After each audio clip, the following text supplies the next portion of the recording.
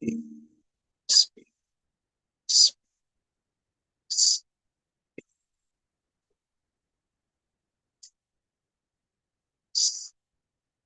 te, te, te, te, te,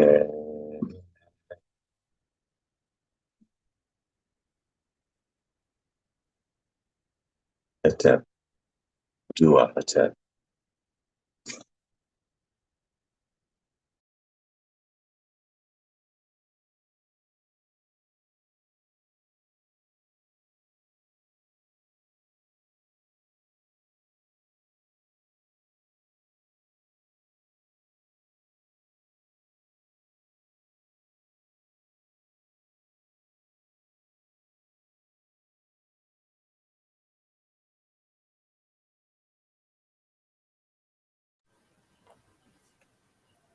Greetings. Can you all hear me okay?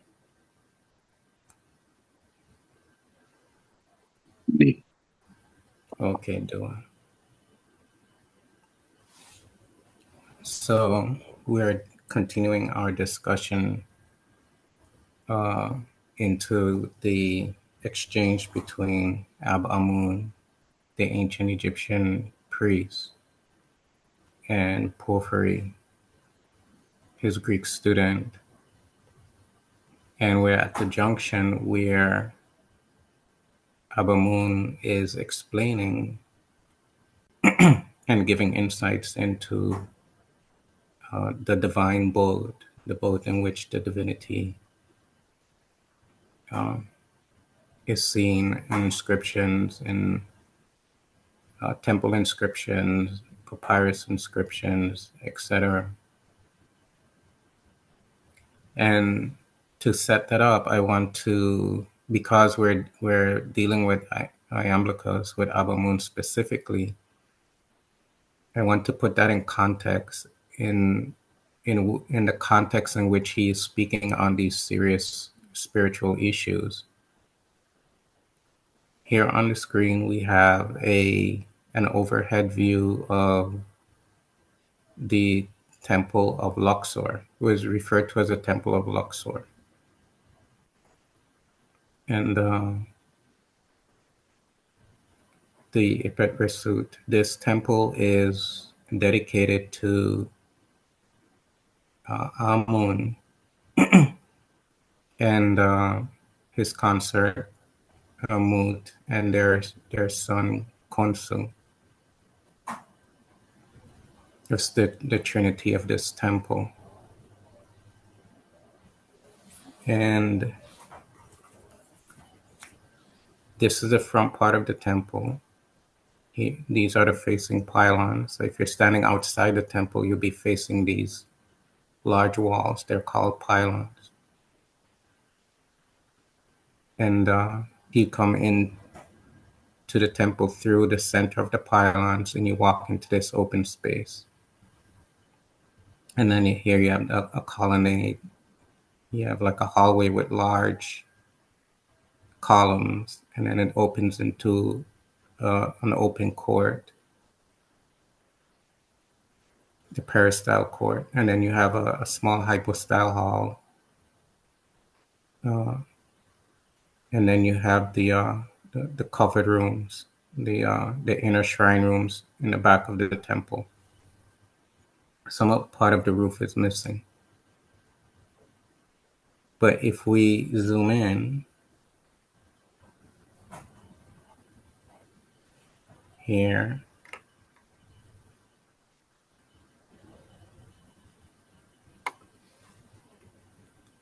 this part of the temple, this structure inside the temple, you see the pylon here?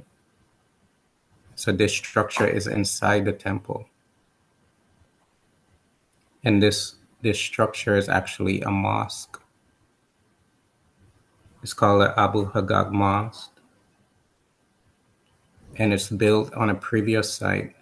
The Romans in 395 built a church here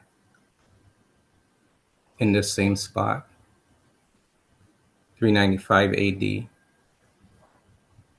And in 640 AD, the Muslims put a mosque here.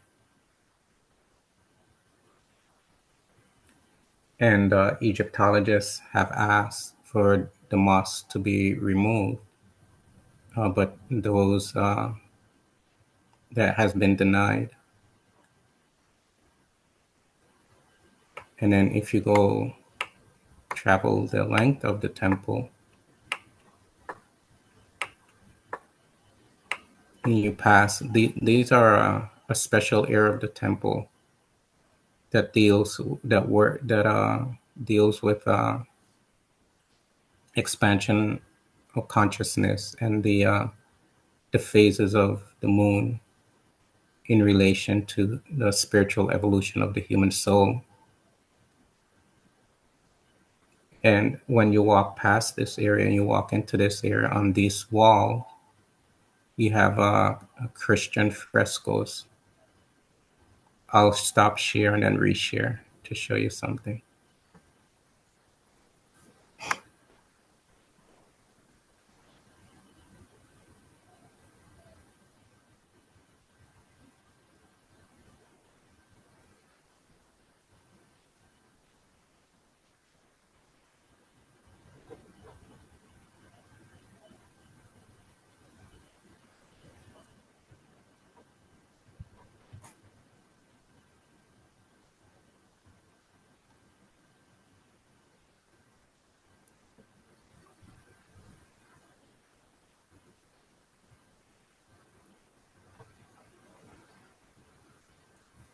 So here you can see you have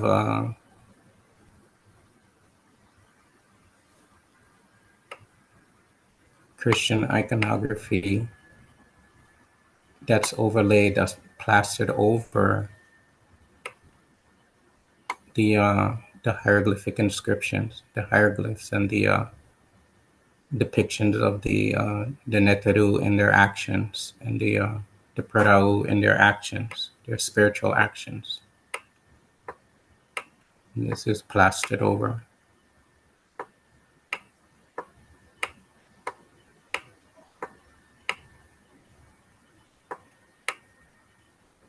I'll show you one more. So once again, stop share and reshare.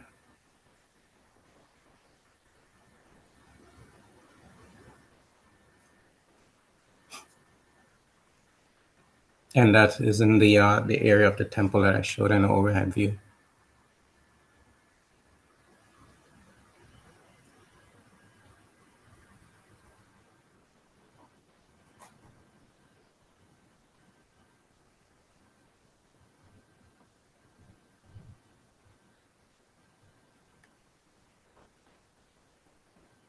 And this is a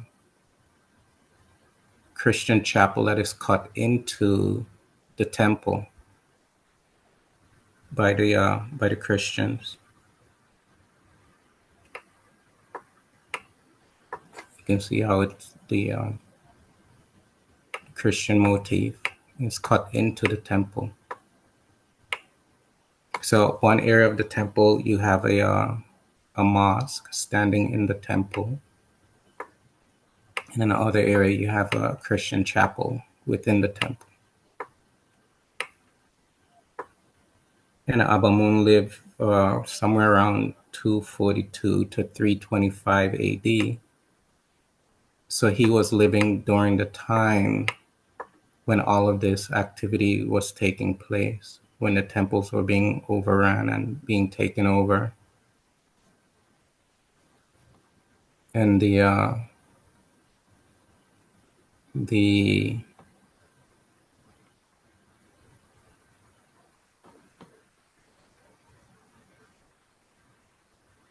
the Christian emperors converted to, the Roman emperors converted to Christianity, they shut down the temples and the priests and priestesses were expelled. And that's somewhere around 325 AD. And ever since then, the temples have been closed, and it's actually illegal to practice the ancient Egyptian religion in the ancient Egyptian temples in Kemet in Egypt.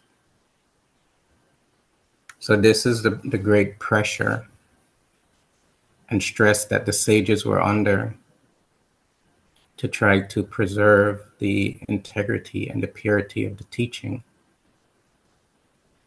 And this is why Ab Amun went to such great lengths to answer all of these questions in such detail because of what was occurring at the time. So that is the context in which he is now going into the explanation of the divine bold.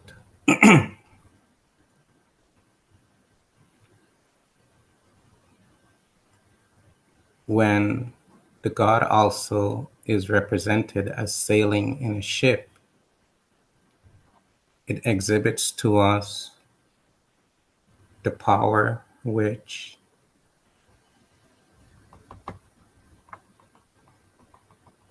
governs the world, as therefore the pilot, being separate from the ship, presides over the rudder of it. Thus the sun, having a separate subsistence, governs the helm of the whole world. And as the pilot directs all things from the stern, giving from himself a small principle of motion to the vessel, thus also by a much greater priority, the god indivisibly imparts supernal from the first principles of nature, the primordial causes of motions. These particulars, therefore, and still more than these, are indicated by the god sailing in a ship.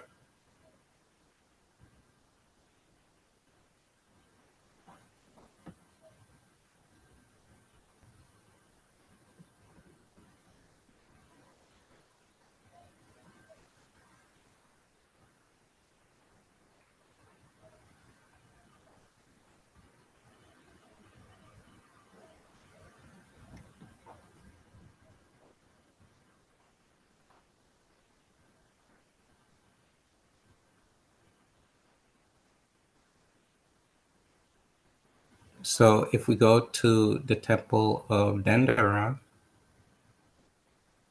which is dedicated to the goddess Heteru,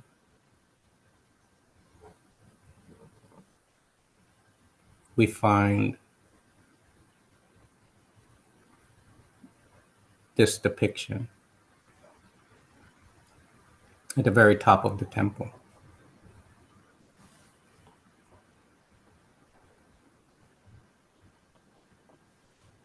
And what you have here, let me make it a little larger. Yes. So here's the boat,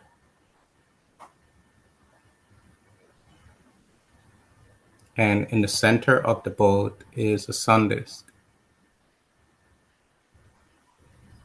And standing in the center of the sun disk, so that the sun disk is Ra, and standing in the center of the sun disk is Heru Pakard. And Heru here is the the divine solar child.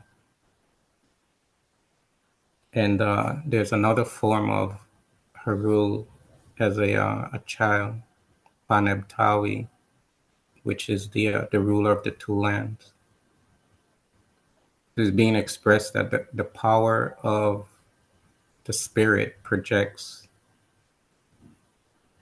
and illumines the world and causes the manifestation of the opposites that form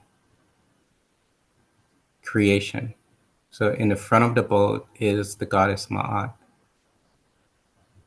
And and notice that she's in the prow, she's in the front of the boat, so she leads the way.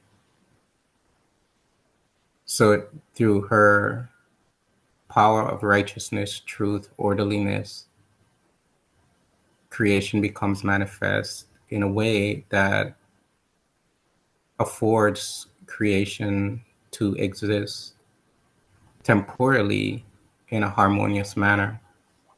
If human beings get out of the way and don't cause climate change and, you know, dig up the earth and burn fossil fuels and butcher each other and things like that.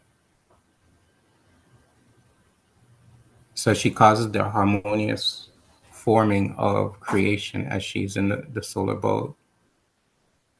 In the back of the boat is Heru, who is guiding the boat, the rudder of the boat. And he's the energy power that controls the direction and stabilizes the boat. You see this symbol on the bottom of the boat? It's called Mer. In this instance, it represents the primordial waters, the essence from which the manifestation appears.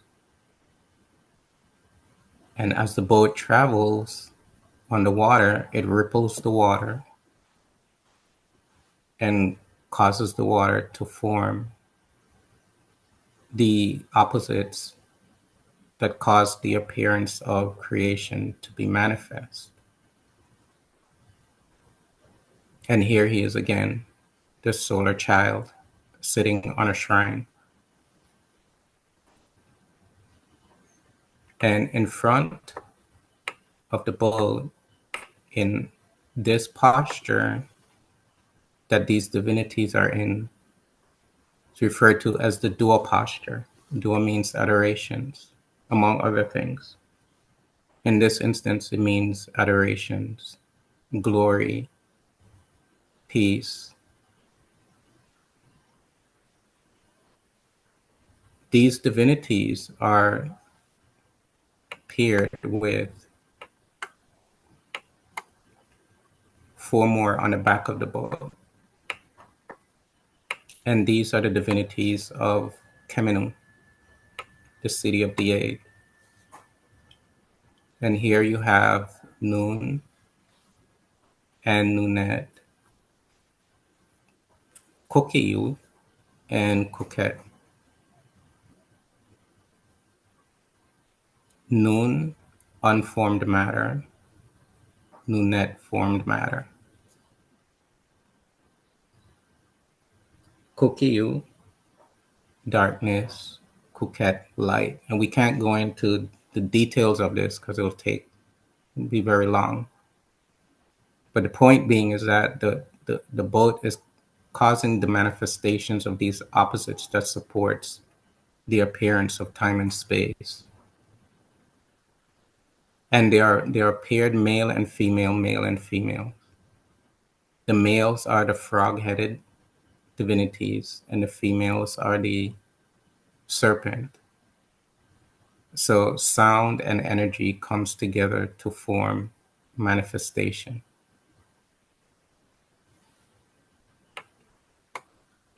Sound vibration. And in the back, you have Hu and Hu had Amun and Amunet. Amunet in this photo is cut off. In another photo, I have her, but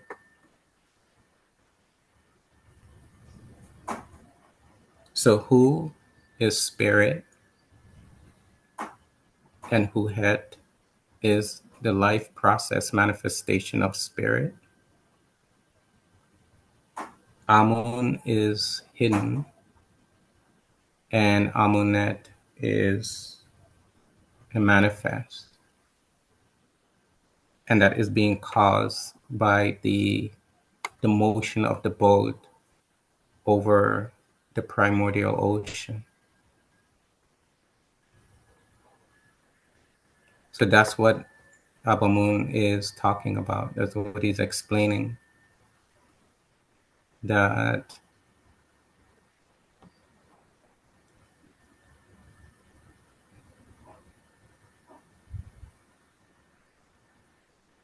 Thus also by a much greater priority the God indivisibly imparts supernally from the first principles of nature the primordial causes of motions. These particulars therefore and still more than these are indicated by the God sailing in a ship.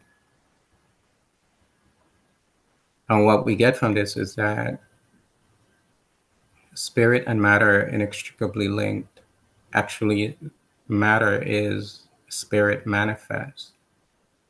And therefore, all that you are perceiving with your senses is spirit stuff.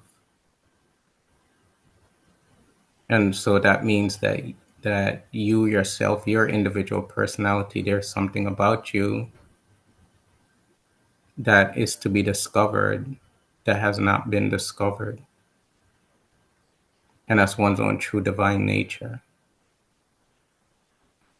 And how you discover that is by what we refer to as our Shedi disciplines. Rek, wisdom, Mad Ari, righteous action, Uwa, meditation, and Uwashu, devotion.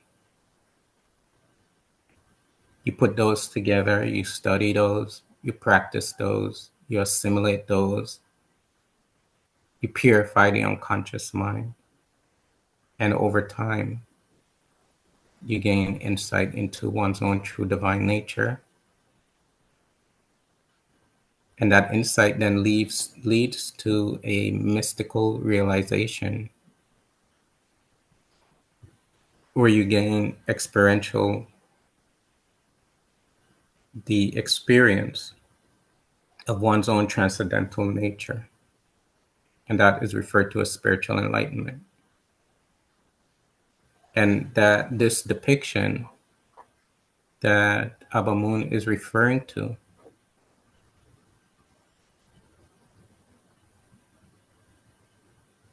let's see here.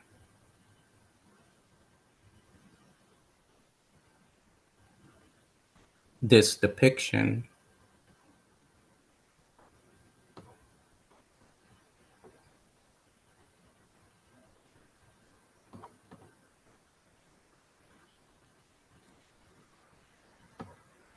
it is a whole philosophy that can take very long.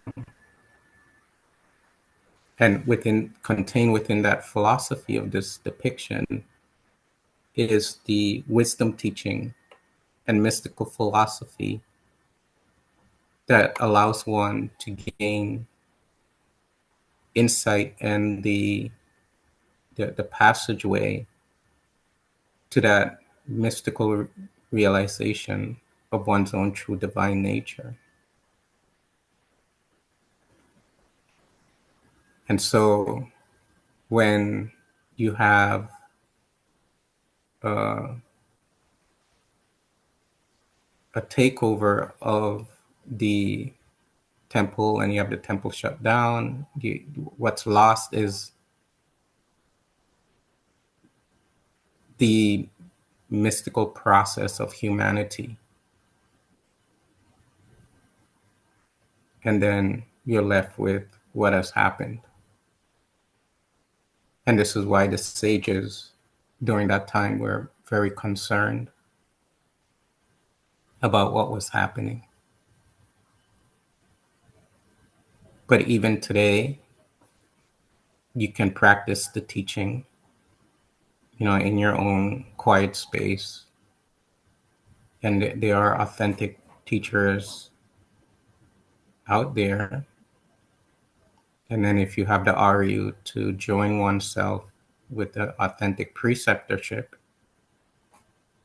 one can be led through the process of spiritual illumination, because you can't do it on your own. You need to be led.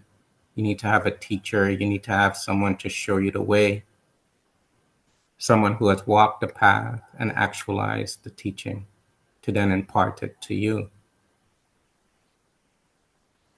If you have the RU to find the authentic teacher and the RU to go through the mystic process, then it can be done.